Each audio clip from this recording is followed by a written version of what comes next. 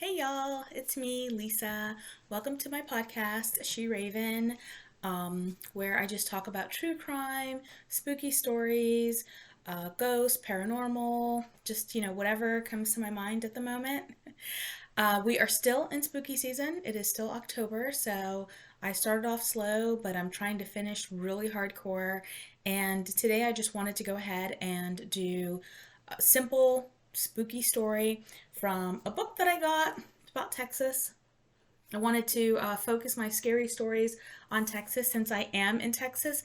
And also, it just kind of lets me have an opportunity to research information on Texas. I'm not originally from here. I'm originally from Florida, so I don't really know any of the fun ghost stories or the fun Texas ghost stories. So this book has been just fab, absolutely fab.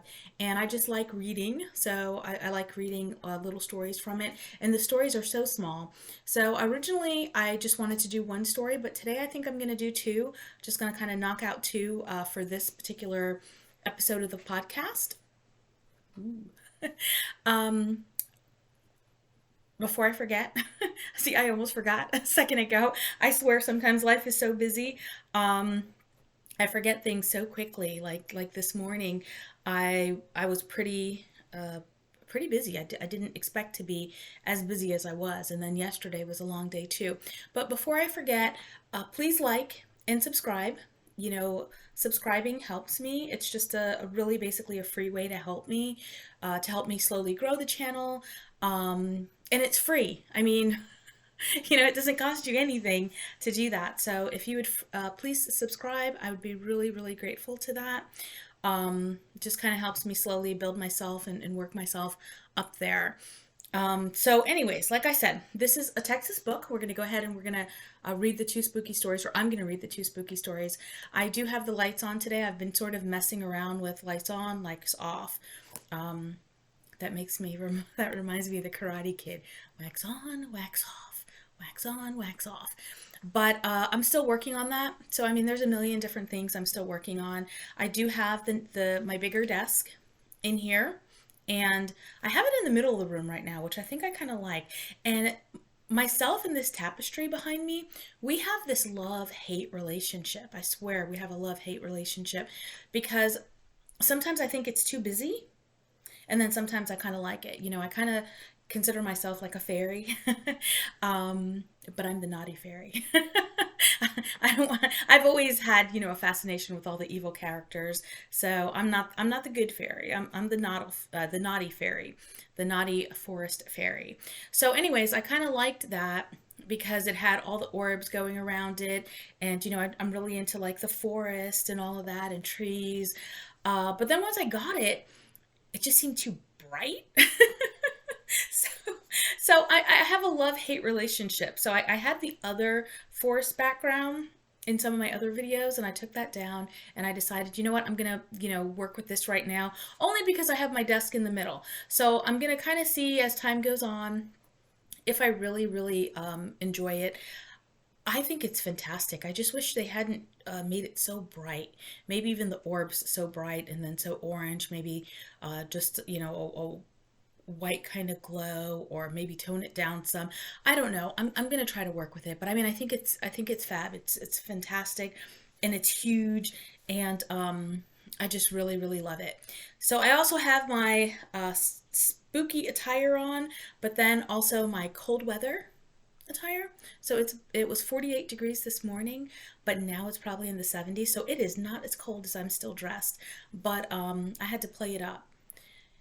With global warming and everything, it's just the weather is so wonky. This summer has been so hot, and normally by this time in October, it would be a lot cooler, but right now it's hot. It's really hot. I mean, I was surprised when I took my son to school to see that it was so cold. And the one day that I actually take him to school with like little spaghetti straps on, it's freezing. Yeah, they're probably like, what's wrong with his mom? So, I mean, I felt so silly. I didn't even stop and get gas. So, I came back on, put a sweater, and I was like, I gotta have one of my hats. I love my hats. I've got a million different hats, and I'm dying to bring out the cold weather hat. So, I got this one on, and I'm just gonna rock with it with that. So, like I said, we're gonna go ahead and we're gonna read from Spooky Texas. It's a book that I got, and I got it specifically for spooky season, just to figure out what I'm gonna do. You know, what kind of podcast I'm gonna do. Um, yeah, let's go ahead and let's start this. Yeah, please like and subscribe. That really helps me out, and it's free. It's 100% free. There's, I mean, there's nothing better than free. And trust me, I know I'm really thrifty, so I love free. So the story that I'm going to read from this Texas spooky book reminds me of like summer camp. You know, you go to summer camp. I've never been to an away summer camp, poor me. But I've been to the day's summer camp, and it reminds me, you know, you sit around and you tell scary stories. And I think, you know, that's where I got my love of horror from, because I grew up in a religious family with a very religious background, and we just couldn't watch it. You know, you couldn't watch those kind of things. So I remember the kids and stuff like that. They'd be talking about the Freddy Krueger movies, and they just, you know, be talking about all these spooky things, you know, like what was it? Light as a feather, stiff as a bone, Bloody Mary, just all the hardcore, you know, scary stuff. So once I was finally old enough to watch it, to actually sneak in there and get that stuff, I just sort of OD'd on it and never looked back. Never 100% never looked back. So yeah, yay me. But I try not to go too crazy. I try not to go too demonic. And where's that line with that? I don't know. I guess, you know, as I you know, as I go on, I'll figure that out. But you know, everything has its good and evil. So, but these are not spooky stories. These are not the kind that are gonna, you know, keep you up at night and have you afraid to go to sleep. A lot of the true stories kind of do that for me. So I'm not sure about y'all, but the true stories is like, ooh, that really happened. I'm so scared. What I like about this book is for each story, it tells you which city, you know, the story takes place in. So the one we're gonna read right now, The Girl in White, it takes place in Dallas. And in case anyone is not in Texas, I'm all about fun facts. So I went ahead and I just wrote some fun facts about Dallas, and I'm really big into pen paling also. So I have pen pals that are around the world, and one of the first types of letters that I do for my pen pals is I will, well, I do an introduction letter, but sometimes I'll write some fun facts about Texas. I'll go and I'll get a Texas postcard and I'll put, you know, whatever fun facts I can fit. So I'm going to go ahead and I'm going to do that about the cities that these stories take place in.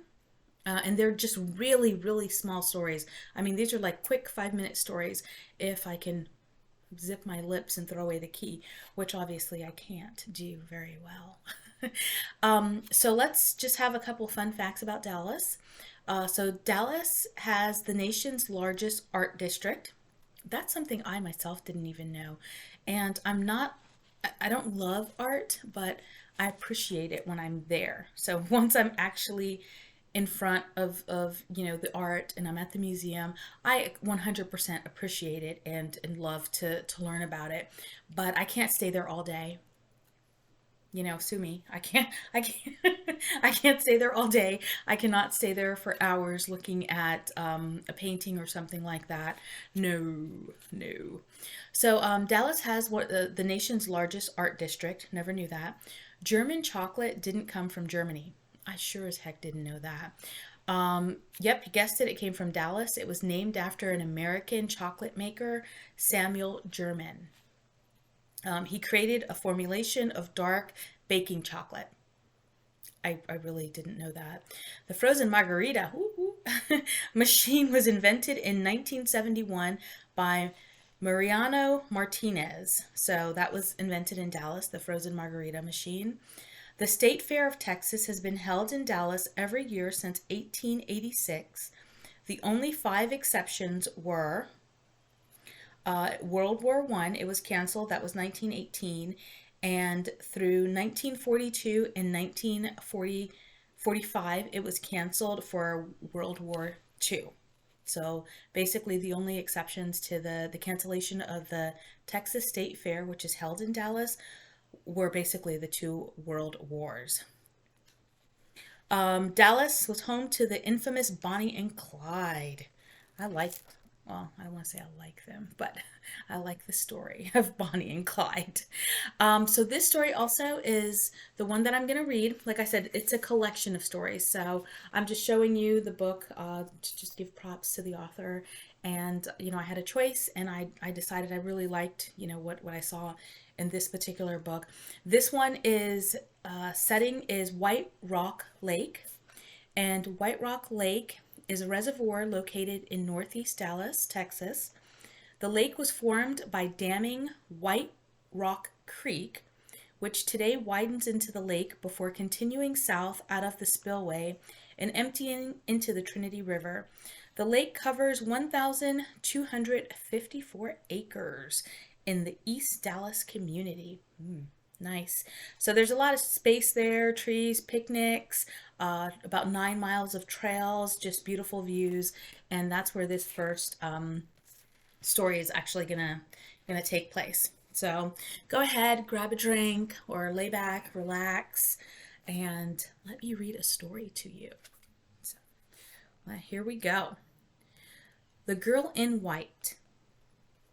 He spent the afternoon sitting on the shore of the lake, staring into the water as the wind rustled the leaves in the trees and made little waves dance before his eyes. His longtime girlfriend had walked out the night before, and the pain of his loss had come crashing down on him full force during his lunch hour. The boss took one look at his face when he returned from his break and sent him home for a mental health day. But home was their once shared apartment, now so startlingly devoid of her belongings. So he'd come to White Rock Lake instead. He had no idea how long he sat beside the sparkling waters. Occasionally a jogger would pass behind him, or a kayaker would paddle into view and away again. But it was a weekday, so the lake wasn't crowded. No one approached him. About an hour into his vigil, his solitary moment was interrupted by the figure of a girl in an old-fashioned white dress. She wandered down to the shoreline near his seat on the grass and settled down just at the edge of his eyesight. She looked as sad as he felt. His annoyance faded away as he saw tears in her eyes. It was a good spot to grieve, he acknowledged. He'd chosen it himself. He might as well share it with another sufferer. When the pain in his chest had eased somewhat, he rose and wandered slowly along the water's edge, pausing here and there to watch the boats or the occasional pelican flying low over the water, with the Dallas skyline jutting up dramatically on the horizon. He thought about going to watch the dogs and their owners playing at the dog park, but sadness prompted him towards more solitary locales. He caught an occasional glimpse of the girl in white during his ramble. She wasn't exactly following his path, but she was hovering around the lake in a manner startlingly similar to his own. He felt kinship with her now. Hopefully her story would have a happier ending than his. He was done with romance, he vowed. Well, at least for now. There was something about this beautiful spot, he thought, that reminded him that life moved on. There was still beauty and joy out there. He would reclaim some of it for himself in the future, but maybe not today. A time to mourn and a time to dance, he murmured, recalling words his mother had spoken when he was young. Sometime around sunset, he headed back to his car. Time to go home and rearrange the apartment. Or maybe he should look for a new place. Or get a dog. Training a puppy would surely take his mind off his loss. He was debating which breed he might choose when the girl in white appeared.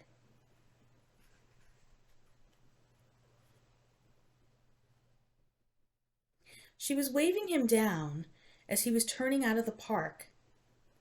As he stopped the car, he realized she was dripping wet. "Please, can you help me?" she called through the passenger window. "I was in an accident and I don't think I can make it home on my own."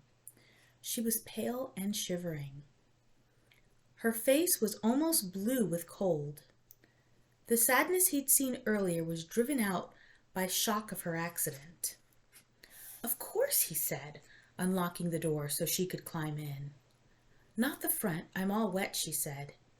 He protested that he didn't mind, but she was adamant and shivered her way into the back seat.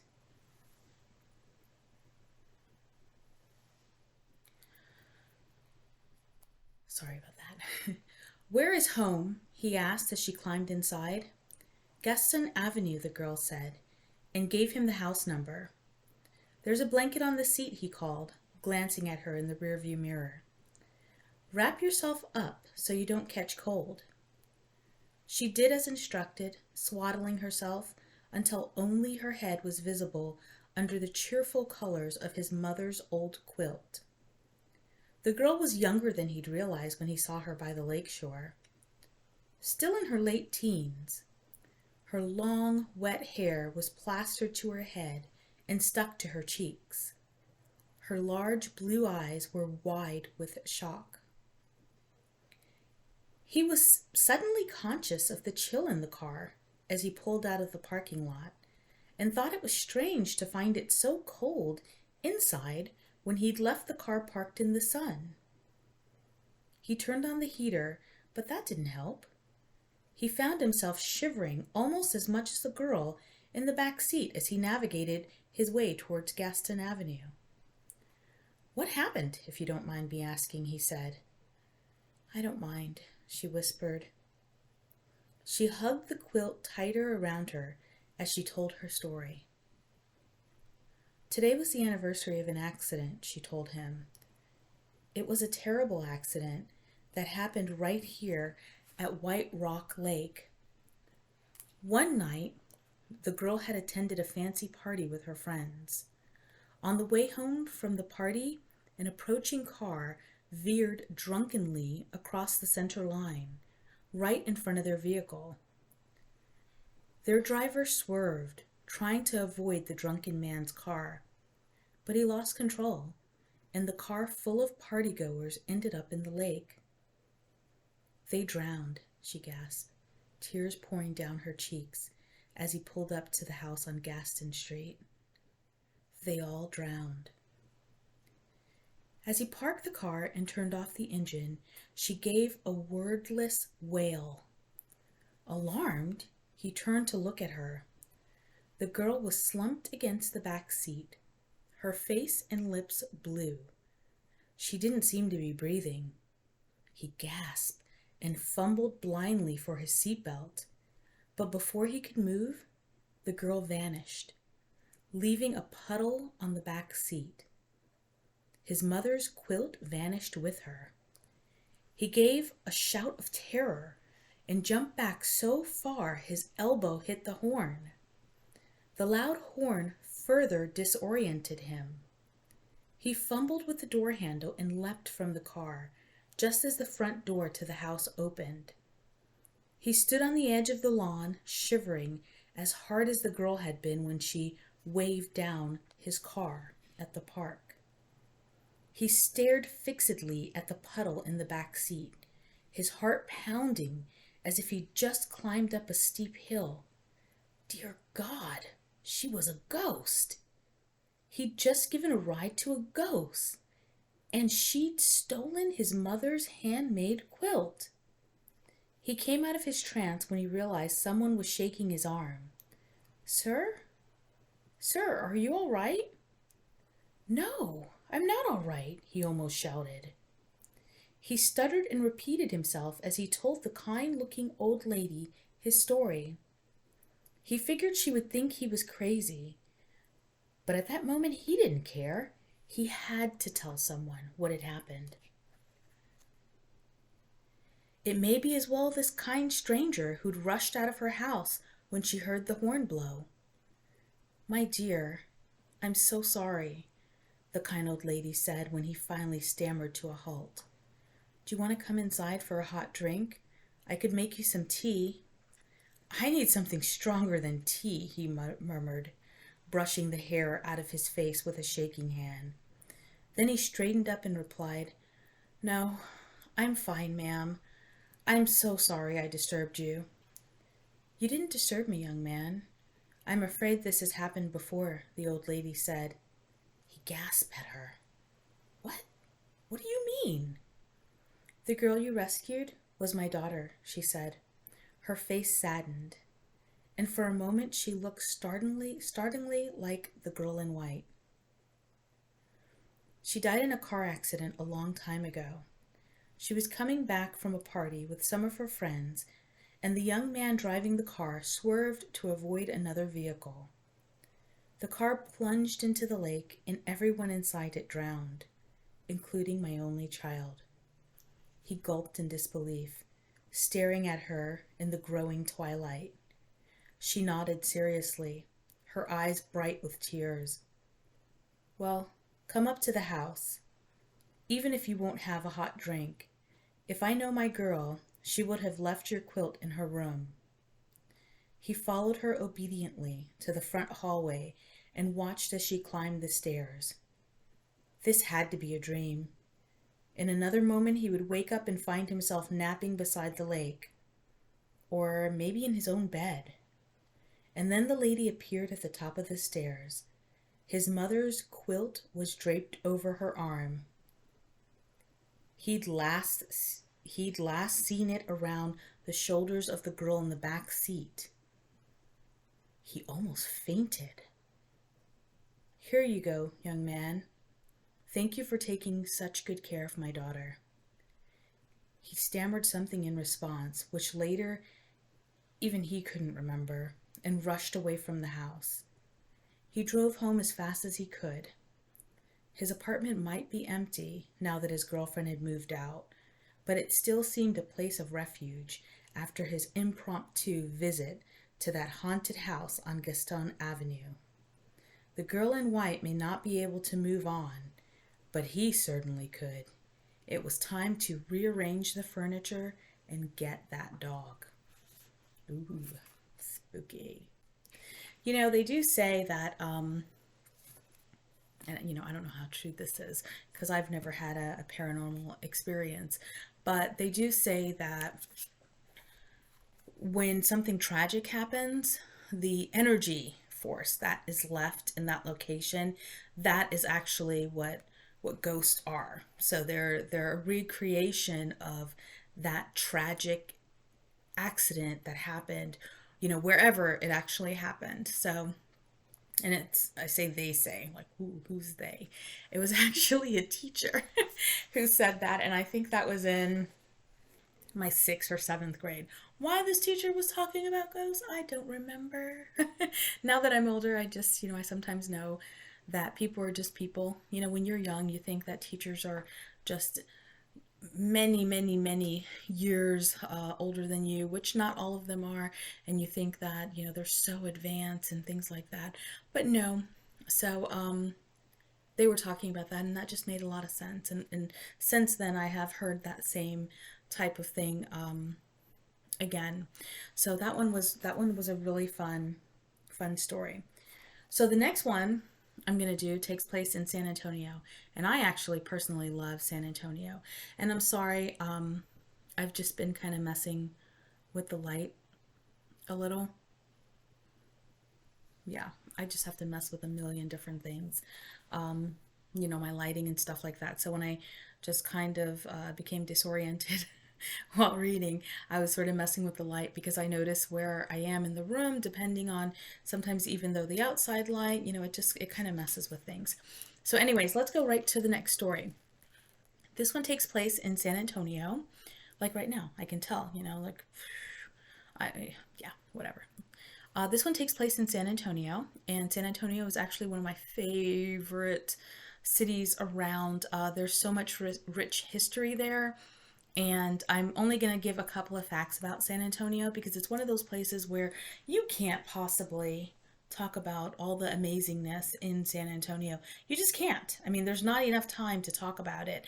And, that's like 10 podcasts in one, probably even more than 10 podcasts, because there's so much packed into that city. If I could live in San Antonio, I would. 100% I would. I would choose San Antonio in a heartbeat.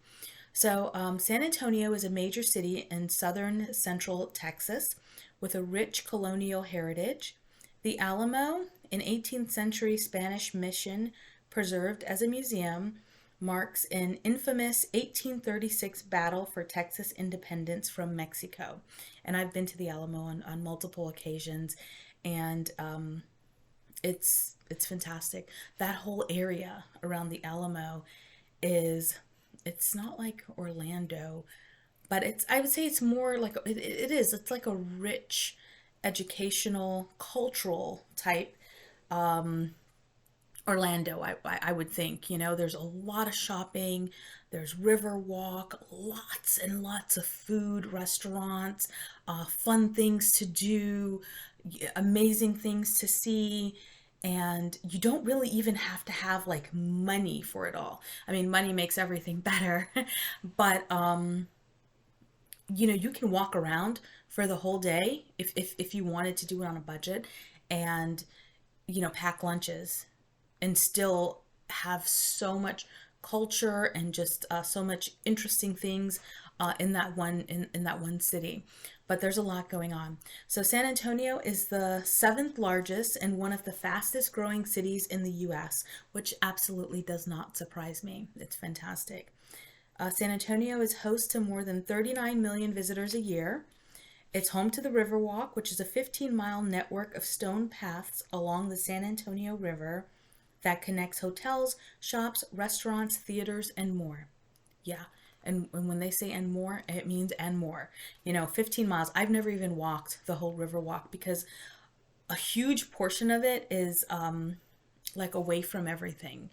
But the main portion is packed with restaurants, with a mall, like a mall, the same kind of mall you think about. It's at like one end, and you can enter from the Riverwalk. And if you ever do come, you want to take the boat tour. There's like a boat tour that goes through the canal area. Psh, San Antonio is amazing. Maybe one morning I'll go there, like first thing in the morning before it's too crowded, which it's always crowded. And maybe just kind of walk through and do like a podcast, or maybe like a voiceover type podcast, because it's amazing. I mean, the whole city is its own podcast. It's like a million podcasts in one. It's just gorgeous.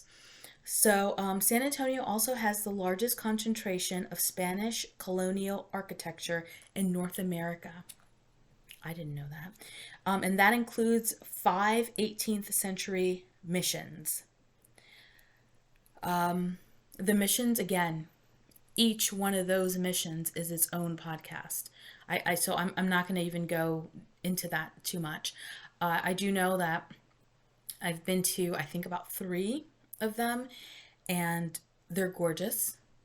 But I know there was one that I went into, and I had this overwhelming sense of sadness, like even as soon as I got there.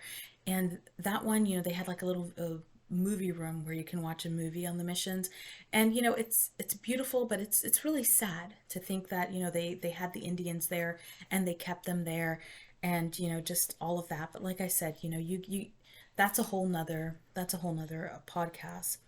The city also has the oldest active cathedral sanctuary in the US. I didn't know that, and I'm not exactly sure where that is, and I'm wondering if it's the cathedral that is downtown San Antonio. I'm not sure. So I'm wondering that. It's home to the Alamo, which is the number one tourist attraction in Texas. So yeah, I mean it's home to the Alamo. I think almost everyone kind of knows that saying, "Remember the Alamo." So that's kind of cool, and it's also cool to be able to visit the Alamo and remember that battle. And I'm personally not too far from where the last battle took place, so it's just kind of cool just going through all of all of that and being actually able to remember that rich history for the Texas region. And I know one time I told my kids, they were asking me they were asking me about ghosts, and I sort of told them, I said, well, you have to be careful. I said, because if you believe in ghosts, I said, then there are ghosts everywhere. There are ghosts.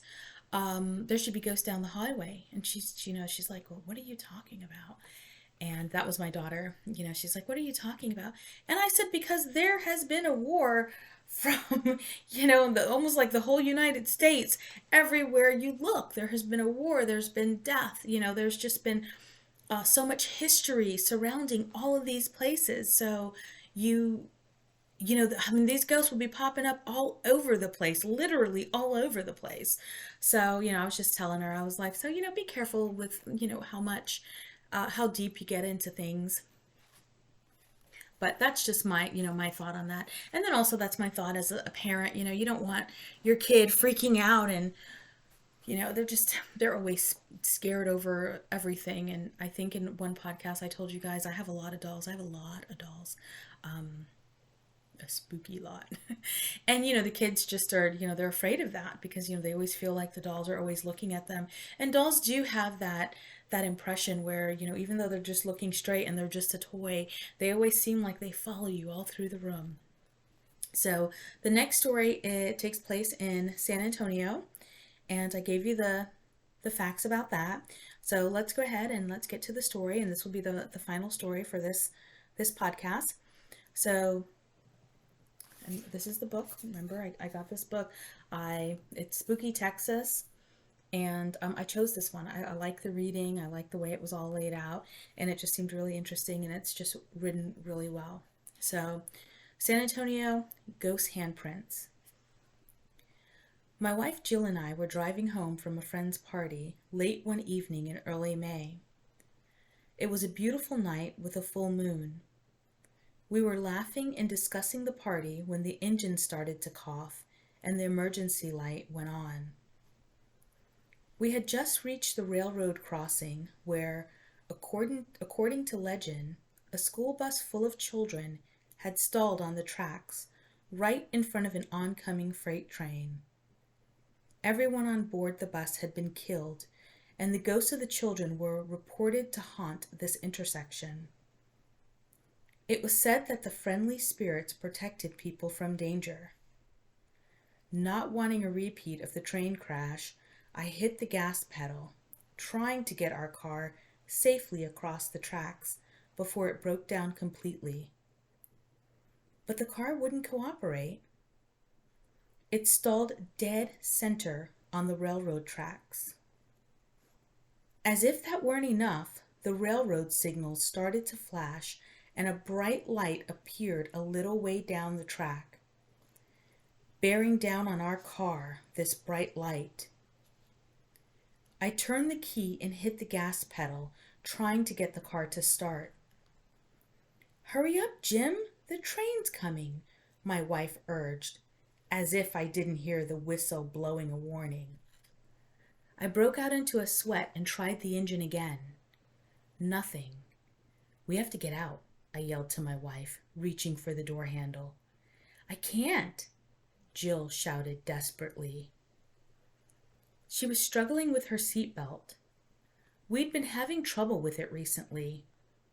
She'd been stuck more than once, and I'd had to help her get it undone. I threw myself across the stick shift and fought with the belt.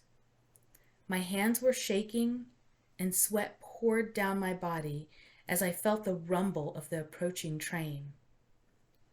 It had seen us and was whistling sharply. I risked a quick glance over my shoulder. The engineer was trying to slow down, but he was too close to stop before he hit us. I redoubled my efforts. Suddenly, the car was given a sharp shove from behind. Jill and I both gasped. I fell into her lap as the car started to roll forward, slowly at first, then gaining speed. The back end cleared the tracks just a second before the train roared past. As the car rolled to a stop on the far side of the tracks, the engineer stuck his head out the window of the engine and waved a fist, shouting something nasty at us for scaring him. That was close, Jill gasped as I struggled upright. How did you get the car moving? I didn't, I said. Someone must have helped us. I jumped out of the door on the driver's side of the car and ran back to the tracks to thank our rescuer. In the bright moonlight, I searched the area, looking for the person who had pushed our car out of the path of the train. There was no one there. I called out several times, but no one answered. After a few minutes struggling with her seatbelt, Jill finally freed herself and joined me. Where is she? She asked. There's no one here, I replied, puzzled. Maybe he's just shy about being thanked, Jill said. Thank you, whoever you are, she called. The wind picked up a little, swirling around us, patting our hair and our shoulders like the soft touch of a child's hand. I shivered and hugged my wife tightly to me. We had almost died tonight, and I was grateful to be alive. Yes, thank you, I repeated loudly to our mystery rescuer. As we turned back to our stalled vehicle, I pulled out my cell phone, ready to call for a tow truck. Beside me, Jill stopped suddenly, staring at the back of our car. Jim, look, she gasped. I stared at our vehicle. Scattered in several places across the back of our car were glowing handprints. They were small handprints, the kind that adorned the walls of elementary schools all over the country. I started shaking as I realized the truth. Our car had been pushed off the tracks by the ghosts of the school children killed at this location.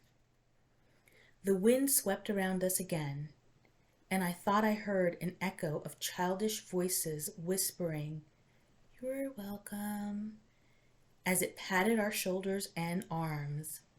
Then the wind died down. The handprints faded from the back of the car. Jill and I clung together for a moment in terror and delight. Finally, I released her and she got into the car while I called the local garage to come and give us a tow home. Ooh, spooky. That one was really nice. I like that. You know, we always hear stories about mischievous children ghosts, but you know, these ones were do-gooders. So I'm gonna stop there, and I hope you guys are able to join me next time that I put content out there. And I want to thank you for joining me today. And please, again, please like the video and please subscribe. Subscribing is just 1 second, you know, it's free. Just hit that subscribe button. I'd really, really appreciate that. And I will talk to y'all next time. Bye, y'all.